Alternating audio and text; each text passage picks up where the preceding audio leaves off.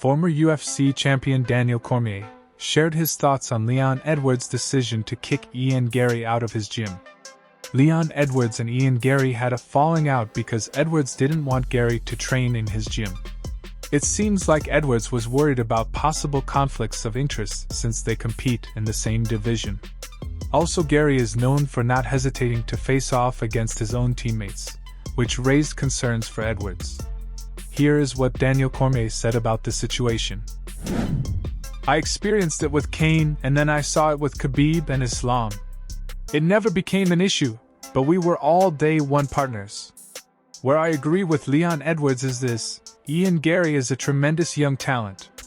He's a guy that looks like a future world champion. But he's also a guy that does not have a problem fighting a teammate. Ian Garry's fighting Vicente Luque. Those guys shared the mats at Kill Cliff, one of his actual teams, for years. The moment they were given the opportunity to fight, they took it. I think that may be part of the reason Leon Edwards is going. I don't know if I want this guy in my gym, learning my skill set, learning what we do as a team. I can't blame him." By no means is Leon Edwards wrong, because Leon Edwards does have Machado Garry's behaviors to look at in the past. Cormier's comments highlight the difficulty of managing a professional mixed martial arts team and the need of teamwork and trust. Even though Ian Garry is very talented, his way of competing raises real worries for those who value team spirit and loyalty. Jailton Almeida won with dominant performance against Derrick Lewis this week, but some fans found the match boring. Even though he got criticized, Almeida handled it well and talked about the difficulties he had during the fight. Here is what he said. "It was a tough fight. I was surprised that he never backed down. Derrick fought all the way. Although he fought last minute, he really put on a good fight. But I managed to fight a good fight.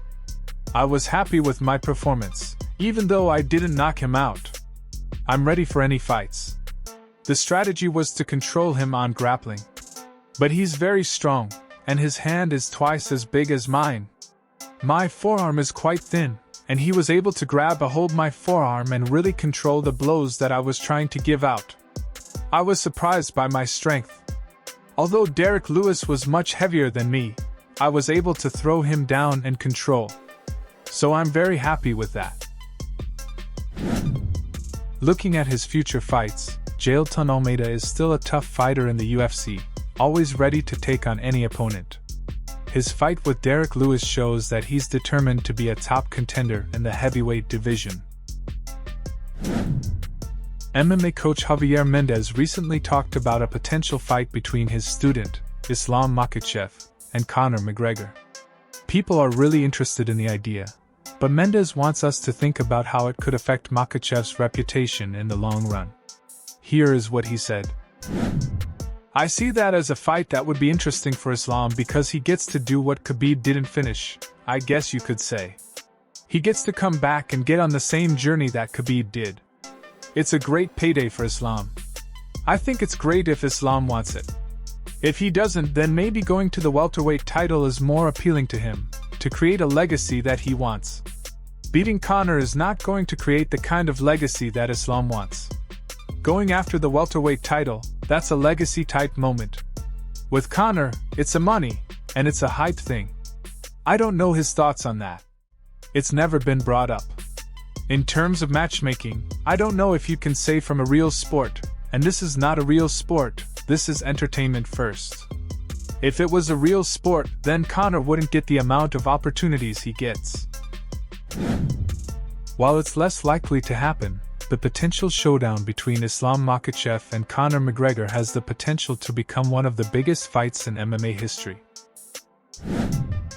Alex Pereira doesn't quite believe Israel Adesanya's plan to take a long break from fighting. After Adesanya lost to Sean Strickland, he said that he won't compete again until 2027. But Pereira thinks Adesanya will come back earlier than that. Here is what he said. "It's hard to say anything about it because it's hard to understand Adesanya on that position. He's saying that he's going to take all this time off, but it's not only about money. The guy already made his money. It's not about that. He likes to fight. So maybe he's just confused, so he has to hold on and see what's next. I think he comes back earlier than that and faster than everybody believes. Fans are excitedly talking about what's next for Adesanya in the MMA world. Will he stick to his return plan, or will Pereira be right about him coming back sooner? We'll have to wait and see. Thanks for watching. If you're a fan of MMA, be sure to hit the subscribe button and turn on notifications, so you never miss an update. Also leave a comment below with your thoughts on today's news. Keep supporting the sport, and we'll see you in the next one.